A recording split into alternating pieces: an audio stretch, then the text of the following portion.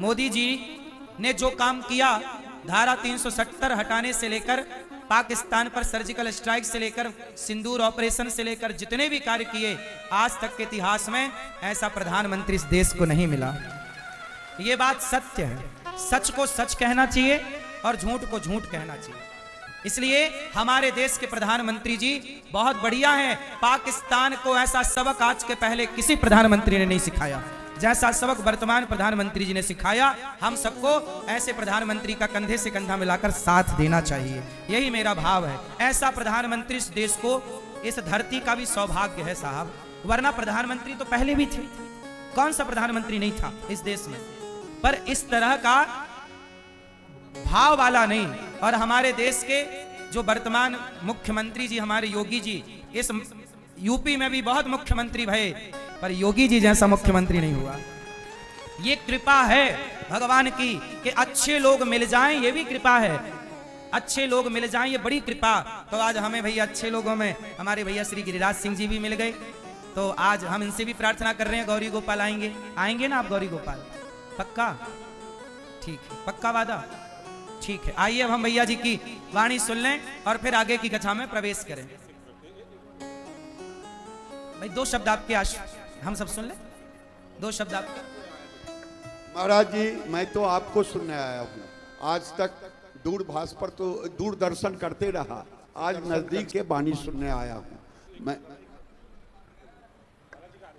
आपका आदेश है तो मैं इस गद्दी के सामने नहीं बोल पाऊंगा।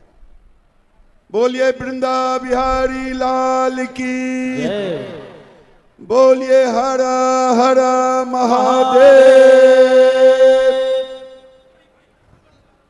आज मेरा सौभाग्य है कि माननीय विधायक झाड़ी वाले हनुमान जी की जय, क्योंकि हनुमान जी को शिव का 11वां रुद्र कहा जाता है और मैं उन्हें गुरु के रूप में स्वीकारता हूं। बोलिए अनुरुद्धाचार्य जी महाराज की।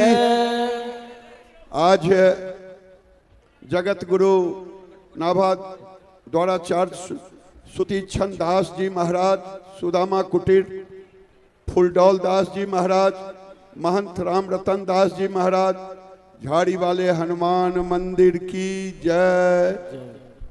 माननीय राजेश चौधरी जी, माननीय सुमन चौधरी जी, माननीय प्रकाश गुप्ता जी, माननीय मनीष जिंदल जी और भक्त बलसल। मैं 3 बात कह के अपनी बात को समाप्त करूंगा।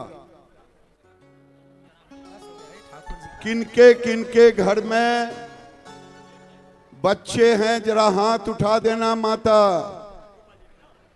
बच्चे सबके घर में हैं। कौन कौन लोग जन्मदिन अपने बच्चे का मनाते, जरा वो हाथ उठा देना। जन्मदिन मनाते वो हाथ उठा देना। वाह। अब तीसरा, ये व्यास गद्दी के सामने, महाराज जी के सामने सच सच बताना कि कौन कौन केक काट के मोमबत्ती जला के जन्मदिन मनाते, जरा वो हाथ उठा देना ईमानदारी से महाराज जी के सामने, व्यास गद्दी के सामने। बहुत अच्छा। अब 2 बात कहूंगा, महाराज जी को कहूंगा। महाराज जी, आपके चरणों के माध्यम से एक निवेदन करना चाहता हूं। हमारे यहाँ हम कृष्ण जन्माष्टमी मनाते, राम की मनाते। हमारे यहाँ दीपक बुझाया नहीं जाता, दीपो भवः कहते, दीपक जलाया जाता। हम जन्मदिन मनाएं लेकिन केक काट करके नहीं, बल्कि झाड़ी वाले हनुमान जी की आरती दिखा करके।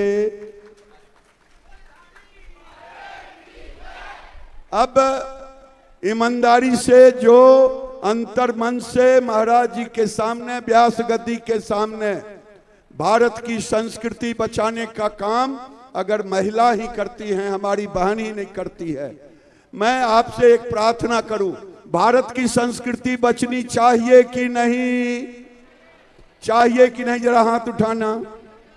ये कथा होनी चाहिए कि नहीं? ये मंदिर रहनी चाहिए कि नहीं? अगर धीरे धीरे हमारी संस्कृति मिट जाए तो फिर ये व्यास गद्दी, ये महाराज जी, ये मंदिर कोई आएगा क्या?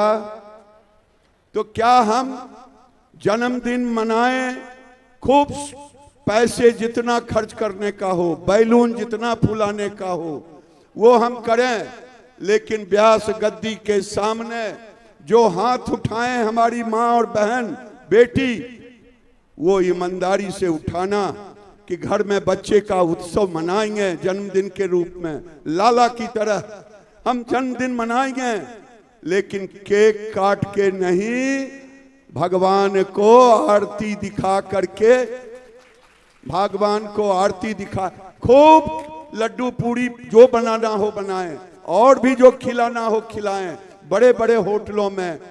कौन कौन करेंगे आगे से केक नहीं काटेंगे? जो केक नहीं काटेंगे, व्यास गद्दी की कसम हाथ उठाना, व्यास गद्दी की कसम, महाराज जी की कसम, हाथ उठाना। बोलिए ब्रज बिहारी लाल की जय, बोलिए महाराज जी की जय। मैं इतनी ही कह करके मैं खुद श्रोता बन के आया हूं, अब ज्यादा नहीं।